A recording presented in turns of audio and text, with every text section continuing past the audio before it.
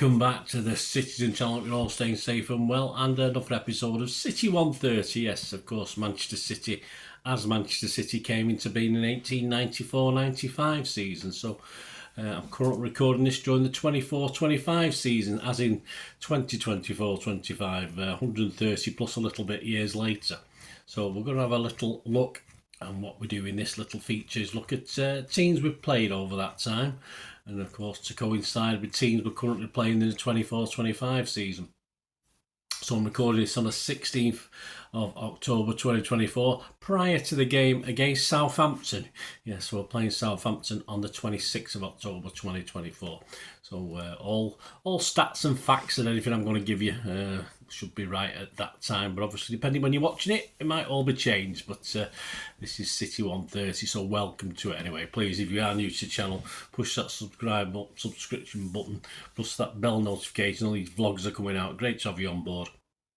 If you check through the channel, see stuff on film and TV as well. So if that's of any interest, have a look at that. Or if it's, someone who might be, give me a kick in my direction. I'll be very, very grateful. And yeah, there'll be little ways to support me if you can, guys. Support the channel. But we'll go into a bit more detail before we finish this. We'll get on with this CITY130 anyway. City against Southampton.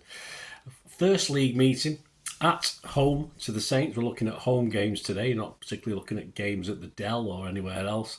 It took place in Division 2 back in 1926, so fairly recent on the scale of playing teams, in fairness.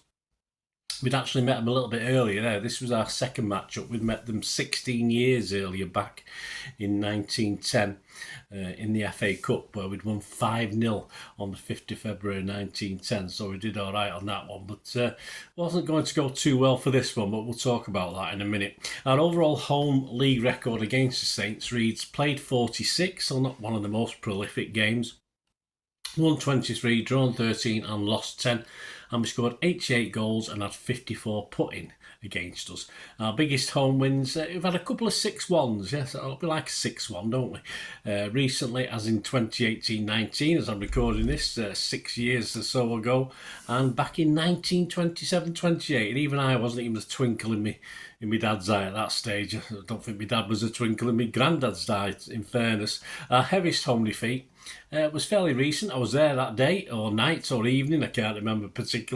1986-87, Southampton beat us 4-2. Let's hope history doesn't repeat itself.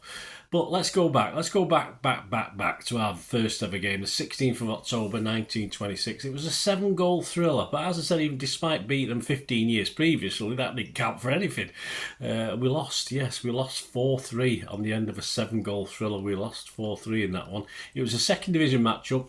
Peter Hodge was in his first full season as City manager, and Arthur Chadwick was the Saints manager. A healthy crowd of 34,336 for a second division game. We sort of got more than almost all the first division clubs at in those days were at Main Road. The City starting 11 was Goodchild, Cookson, McCloy, Austin, Sharp, McMullen, Pringle, Barras, Roberts, Johnson and Hicks.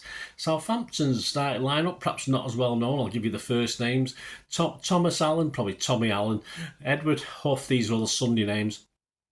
Alexander Keeping, George Harkes, Bert Shelley, Stanley Woodhouse, William Henderson, William Rawlins, he's definitely Billy Rawlins, Richard Rowley, William Murphy and Samuel Taylor. The City scorers, the 3 goals, McMullen from a penalty spot, and Austin and Johnson scored for City. We'll have a quick look at the lesser known of this trio. City trio, of course, people like McMullen have had streets named after them, so they're a little bit better known. I've covered them on other vlogs, streets around Main Road, if you watched any of those. Anyway, the lesser known of this trio, of course, Johnson's well known as well, is Sam William Austin, or Billy Austin as he was known. He cost City on the 16th of May 1924 £1,750, not an unsubstantial amount at that time from Norwich City. He was better known as an outside right. He wore the number 7 shirt. He did actually wear the number 8 a couple of times, and I think he even played at number 9 as well. He was in the losing City side, of course, in the 1926 FA Cup final that we lost to Bolton, and he was part of the Football League Division 2 title winners in 1927-28. Austin actually had a big claim to fame, and it's actually on Path News. If you go onto British Path, if you have any trouble locating this, guys, I can get you a link. But Austin took over in goal for a City FA Cup tie against Leeds United FC and kept a clean sheet on the 14th of January 1928. And said there's some footage on Path. He did incredibly well to keep a clean sheet on what was basically a mud heap of a main road pitch. I think there's over 50,000 there that day. But there's some good footage of that. If you go onto Pathy, British Pathy.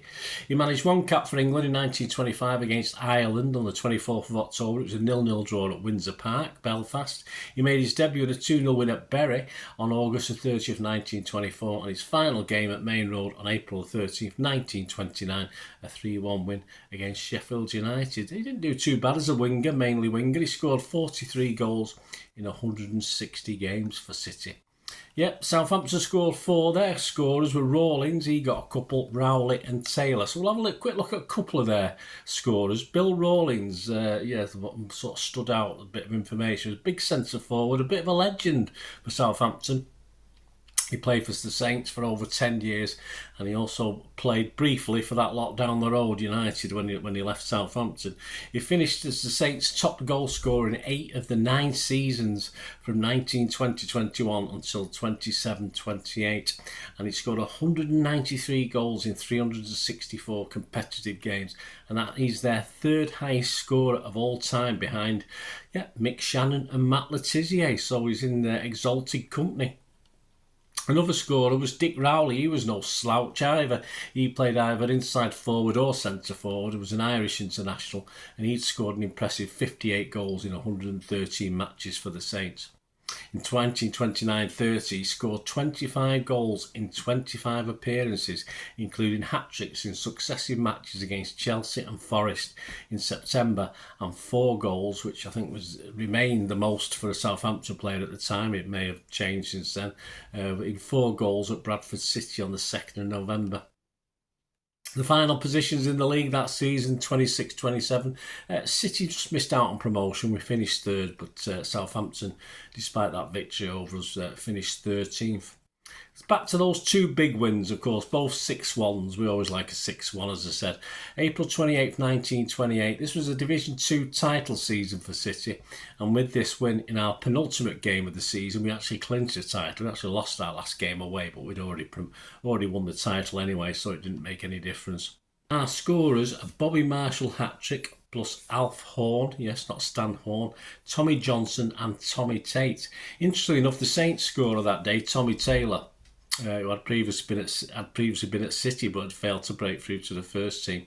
And the other 6-1, we're going to go over to the BBC, a bit more modern. Let's have a look at the BBC summary of this game. You'll probably remember this, you're probably there like me. 4th of November 2018, the BBC said City cruised to victory over a sorry Southampton side to return to the top of the Premier League. City took just 6 minutes to open the scoring as Wesley Hoyt smashed an attempted clearance off Leroy Sané's cross into his own net before Sergio Aguero doubled their lead by tapping in Raheem Sterling's cross. David Silva slammed home the 3rd from Sané's flick on after 18 minutes, but Danny Ings did pull one back from the spot after Ederson had brought him down in the area. Sterling then netted either side of the break to complete an impressive personal performance, while Sané added a late 6 to cap off a fine afternoon for Pep's men. City's worst loss, heaviest home defeat, was in season. A lot of you remember this like me as well. 11th of April 1987. It was 4-2. It was a relegation season, unfortunately, for City under Jimmy Frizzell, who'd taken over from the reins from Billy McNeil, of course, who jumped ship like all rats do, to join Aston Villa. Paul Stewart scored for City to put us 1-0 up, but a Gordon Hobson hat-trick, including a penalty, and a Danny Wallace effort clinched the comeback victory, with Paul Molden getting a late consolation for City. Southampton in 24-25, well, like a lot of the Premier League clubs, are owned by big money now. They're 80% owned by Sport Republic, a London-based sports investment firm founded by Rasmus Ankerson, and Henrik Kraft, and financed by lead investor Dragan Solak. On the 21st of June 2023, the club, of course, appointed Russell Martin as manager on a 3-year contract, and Southampton returned to the Premier League at the very first attempt, defeating Leeds in the playoff final. Yeah, Leeds had actually finished third, 3 points ahead of Southampton in 4th place. Interestingly enough, that season, though, in the league games, the 2 league games between them before this playoff, Southampton's won those 2 as well, so they've won all 3 meetings this season. So there you go, a bit more there on the new Southampton. But there you go, guys, a little old and the new, if you like, on the CITY130. So I hope you enjoyed that. Let us know any members you've got of anything. Obviously not back to 1926, but certainly 1987 and, of course, 2018, which a lot more of you will remember, of course, watching this. So I hope you enjoyed this CITY130 season special, 1894-5, 2024-25.